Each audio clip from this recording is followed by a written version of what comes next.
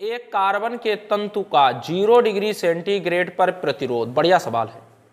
Carbon का एक तंतु है जिसका 0 डिग्री सेंटीग्रेड, कार्बन, पहले चलिए चीजों को स्पष्ट करते चलें। कार्बन जो है ये हमारे पास क्या है, अचालक, या अचालक की श्रेणी में ले सकते हैं, अधातु की श्रेणी में ले सकते हैं, अधातु। तो कार्बन के तंतु का 0 डिग्री सेंटीग्रेड पर प्रतिरोध कितना है, 104 ओम, तथा इसके श्रेणी क्रम में किस प्रतिरोध का, यानी उसका प्रतिरोध जानना चाह रहा है, किस प्रतिरोध का लोहे का तंतु जोड़ें ताकि संयुक्त तंतु का प्रतिरोध ताप बदलने पर ना बदले। और लोहे का प्रतिरोध ताप गुणांक कितना है, लोहे के लिए कितना है, 0.0052, जबकि कार्बन के लिए कितना है, -0.003 प्रति डिग्री सेंटीग्रेड है। चलिए सवाल को देखते हैं, बढ़िया सवाल है। अगर अब हम यहां पर इस सवाल की ओर देखें तो सबसे पहली बात ये कि लिखा है कार्बन तंतु के साथ, ये कार्बन तंतु के साथ क्या जोड़ना है, एक लोहा जोड़ देना है। तो कार्बन और लोहा, कार्बन के लिए आप अगर देखें तो R0 का मान कितना है, 0 डिग्री सेंटीग्रेड पर प्रतिरोध कितना है, 104 ओम। और लोहे के लिए अगर आप देखें, लोहा, तो इसके लिए R0 का मान पूछा गया है। कह रहा है किस प्रतिरोध का लोहे का तंतु जोड़ें, तो वो 0 डिग्री सेंटीग्रेड पर ही पूछ रहा है। तो कार्बन के लिए R0 104, लोहे के लिए R0 का मान कितना है, यही पूछा गया है। और जिससे क्या ना बदले, प्रतिरोध ताप बदलने पर ना बदले, तो प्रतिरोध ना बदले। एक बात साफ है कि जब हम इसे गर्म करेंगे, अगर इसको हम गर्म करें और इसका प्रतिरोध ना बदले, बात स्पष्ट लिखी है कि प्रतिरोध ना बदले। अगर यहां पर प्रतिरोध नहीं बदलेगा तो एक बात तो साफ है कि लोहा को गर्म करने पर इसका प्रतिरोध बढ़ता है, तो इसको, कार्बन को गर्म करने पर इसका प्रतिरोध पक्का घटना चाहिए। एक का अगर प्रतिरोध, लोहा तो धातु है, लोहे को गर्म करेंगे प्रतिरोध बढ़ेगा। अगर लोहे का बढ़ेगा, जबकि लिखा है कि प्रतिरोध ताप बदलने पर ना बदले, अगर लोहा अपना प्रतिरोध बढ़ाएगा तो कार्बन को अपना प्रतिरोध क्या करना चाहिए, कम। और कार्बन अधातु है, और अधातुओं में क्या होता है, ताप बढ़ाने पर प्रतिरोध क्या होता है, घटता है। अधातुओं में ताप बढ़ाने पर प्रतिरोध क्या होता है, उनका घट जाता है, यानी अधातुओं में धारा आसानी से बहने लगती है, तो इसका प्रतिरोध कम होगा। कार्बन का प्रतिरोध गर्म करने पर कम होगा, जबकि लोहे का प्रतिरोध गर्म करने पर क्या होगा, अधिक होगा। एक का घटेगा, एक का बढ़ेगा, इसलिए प्रतिरोध नहीं बदलेगा। एक का घट गया, दूसरे का उतना बढ़ जाएगा। जितना लोहे का बढ़ेगा उतना ही कार्बन का कम हो जाएगा, तो दोनों का क्या रहेगा, बराबर। इसीलिए लोहे के केस में अल्फा का मान धनात्मक है, और कार्बन के केस में अल्फा का मान क्या है, नेगेटिव। तो अल्फा नेगेटिव का कार्बन का केवल एक ही काम है कि वो प्रतिरोध को घटाएगा और ये प्रतिरोध को बढ़ाएगा। तो अगर इनके केस में इसका प्रतिरोध जितना बढ़ेगा कार्बन का, लोहे का जितना बढ़ेगा कार्बन का उतना ही घटेगा। तो इसका मतलब ये हो गया कि डेल्टा आर की जो वृद्धि होगी, कमी होगी कार्बन, तो हम यहां जान सकते हैं कार्बन में कमी,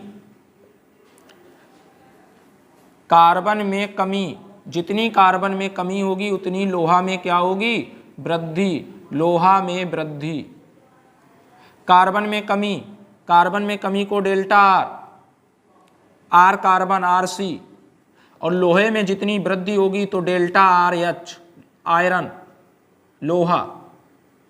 चलिए यहां पर लिख देते हैं कार्बन, और डेल्टा R इक्वल टू, आपको आप पिछले लेक्चर में देखिएगा, डेल्टा R इक्वल टू क्या होता है, r into alpha into t. Delta r equal to क्या होता है, r into alpha into delta t. तो कार्बन में जितनी कमी हो जाएगी लोहे में उतनी वृद्धि होगी, तभी तो नहीं बदला, ये कम हो गया वो बढ़ गया। तो कार्बन में कमी लोहे में वृद्धि आपस में क्या होंगी, बराबर। तो यहां पर कार्बन आर का मान जो रखेंगे, देखिए डेल्टा आर इक्वल टू क्या होता है, r into alpha into delta t. तो आर कौन सा, कार्बन का, आर कौन सा, कार्बन का, या यहां पर हम डेल्टा आर इक्वल टू बात कर लें तो R zero into alpha into T बराबर, इसके लिए R zero into alpha into T. लेकिन ध्यान देंगे ये सब लोहे वाले मान, ये जो मान रखेंगे, ये एल्फा जो रखेंगे वो किसका रखेंगे, लोहा का।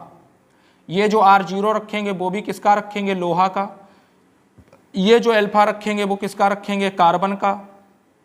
और ये जो आर जीरो रखेंगे ये किसका रखेंगे, कार्बन का।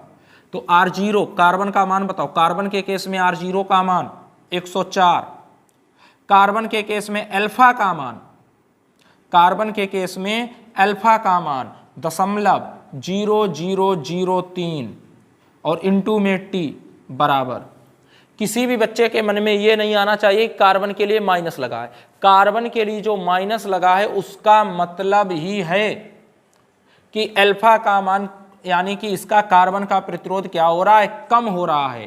कार्बन में आर की कमी होगी, लोहे में आर की वृद्धि होगी। तो आर जीरो, लोहे के लिए आर जीरो का मान निकालना है। एल्फा, लोहे के लिए एल्फा का मान कितना है, 0.0052 और इंटू में टी। तो टी से टी कैंसिल, इस दशमलव से ये दशमलव कैंसिल, तो 104 गुणे 3 बराबर आर जीरो गुणे 52, 13 चकू 52 और 13 अट्ठे 104, 4 दूनी क्या कर रहे हैं, रहने दो, सीधे सीधे 52 दूनी 104, 3 दूनी कितना हो जाएगा, 6 बराबर आर जीरो। तो आर जीरो बराबर कितना आ जाएगा, 6 ओम। तो आर जीरो, ये जो कुछ भी आपने निकाला है वो किसका निकाला है, लोहे का। तो लोहे का 0 डिग्री सेंटीग्रेड पर प्रतिरोध कितना होगा, 6 ओम। लोहे का 0 डिग्री सेंटीग्रेड पर प्रतिरोध कितना होगा, 6 ओम। समझने के लिए होता नहीं है।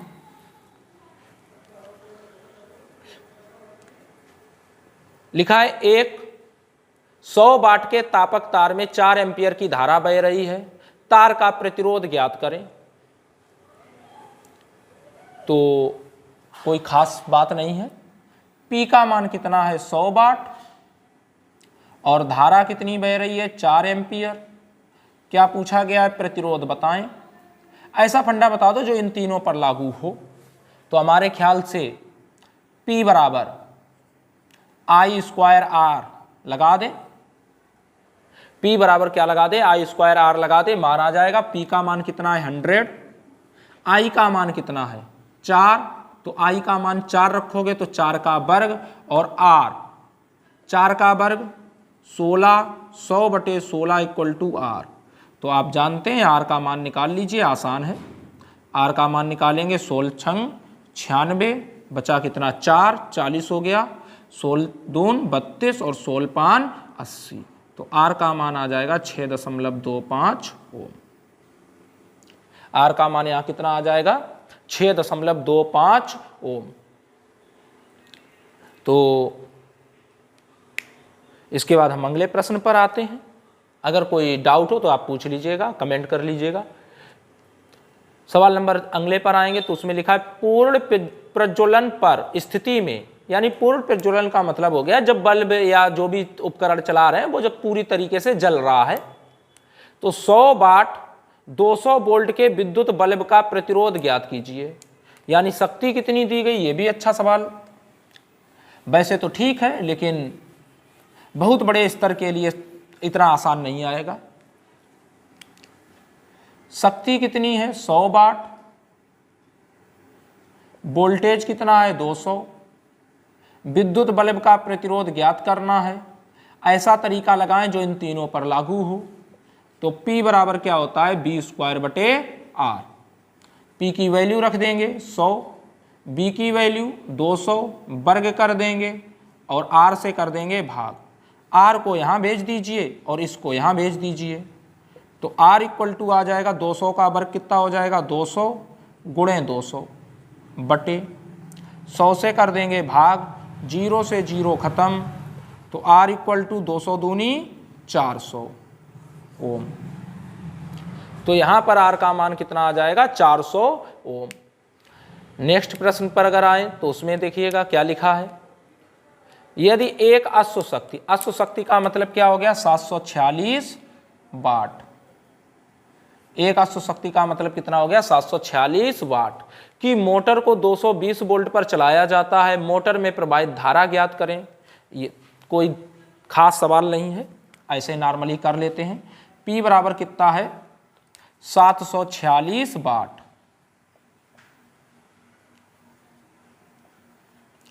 वोल्टेज कितने हैं 220। क्या कहा जा रहा है धारा का मान ज्ञात करें I। ऐसा तरीका लगाएं जिसमें ये तीनों आ जाएं, तो P बराबर VI। P बराबर कितना VI, तो P बराबर P का मान बताएं। P का मान कितना है 746, V का मान कितना है 220 इंटू में कितना I। तो I का मान निकालना है 746 में 200 से भाग कर दीजिए 220 से बराबर I। तो I इक्वल टू 220 से जब इसको कट करेंगे 22 दूनी 44, 22 तियाँ 66, तो 3.39 एम्पियर यही धारा आ जाएगी। तो धारा कितनी बहेगी 3.39, 22 तियाँ 66, 3 बार जाएगा और 660 हो जाएगा। इधर से बचेगा 40, उधर से 40, 40 40 80, 86, 860 हो जाएगा। और फिर से 22 से भाग देंगे तो 3 बार जाएगा, तो 22 तियाँ 66 फिर से। ठीक है, और कर लिए जाए गुरु जी। हाँ चलिए एक अगले प्रश्न पर आ जाते हैं, कर लेते हैं इसे भी कंटिन्यू। एक बल्ब पर 100 वाट, तो बल्ब पर शक्ति कितनी लिखी है 100 वाट तथा वोल्टेज कितना अंकित है 220 वोल्ट। लिखा है जब बल्ब जल रहा हो तो उसका प्रतिरोध और उसमें बहने वाली धारा की गणना कीजिए। कोई खास बात नहीं है, आर बताना है। तो ये कब लगेगा जब हम लगाएंगे P बराबर बी स्क्वायर बटे आर। सिंपल सा है, P का मान कितना 100, B का मान कितना 220, 220 का वर्ग बटे में कितना R। तो P का मान आपको दिया गया है, लिखा है ये आपका P है, ये वोल्टेज ये आपका B है, प्रतिरोध R पूछा गया, बहने वाली धारा यानी I पूछी गई। तो P बराबर बी स्क्वायर बटे आर। P का मान कितना रखेंगे 100, B का मान कितना रखेंगे 220 और R का मान पूछा गया, इसको इधर भेज दीजिए, ट्रांसफर कर दीजिए। तो R की वैल्यू कितनी आ जाएगी 220 का वर्ग करेंगे तो वर्ग हम तो ऐसे ही करते हैं 220 गुणे 220 और बटे में ये वाला आ जाएगा 100। कारण समझ गए होंगे ताकि हम कैलकुलेशन को आसान कर सकें। R बराबर 22 का 22 में वर्ग गुणा करेंगे तो कितना आ जाएगा 484 ओम। तो यहाँ से प्रतिरोध कितना आ गया 484 ओम। चाहो तो धारा का मान आप दो तरीके से निकाल सकते हो। एक तो P बराबर दूसरे सवाल के लिए सीधा सीधा BI लगा लो, या आप ऐसे लगा लीजिएगा और BI इक्वल टू B बटे R से हम बता दे रहे हैं, क्योंकि ऐसी कोई कंडीशन इसमें लागू नहीं की गई कि वोल्टेज को बदला गया हो। तो I इक्वल टू क्या होता है B अपान R। तो B का मान कितना है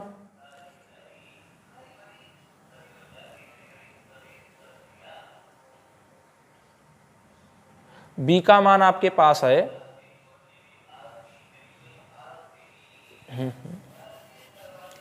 सवाल में 100 वाट। ठीक है, इसे ऐसे यहां पर पहले चेक कर लीजिएगा। P बराबर कितना हो जाएगा V इंटू आई। P का मान कितना 100, V का मान कितना है 220 इंटू में I। इससे भाग करिएगा तो 100 बटे कितना हो जाएगा 220 बराबर कितना आई। आप चाहो तो इससे भी लगा सकते हो, बी बराबर आई बराबर बी अपान आर से लगाते तब भी लग जाता, ऐसी कोई बात नहीं है कि ना लगता। इसका मान जब 220 रखते तो इसका मान 484, फिर से ये यही बन जाता 10/22। तो आई का मान आ जाएगा कितना 10/22। आराम से भाग करेंगे, पहले दशमलव लगाएंगे, 100 हो जाएगा, 22 चकू 88, कितना बचेगा 12, और 12 कितना हो जाएगा 120, और 22 पंचे होता है 110, तो 0.45 एम्पियर धारा आ जाएगी। आई का मान आ जाएगा 0.45 एम्पियर। आज की क्लास हम यहीं रखते हैं और नेक्स्ट टर्न पे हम इसके आगे के न्यूमेरिकल को आगे बढ़ाएंगे। धन्यवाद।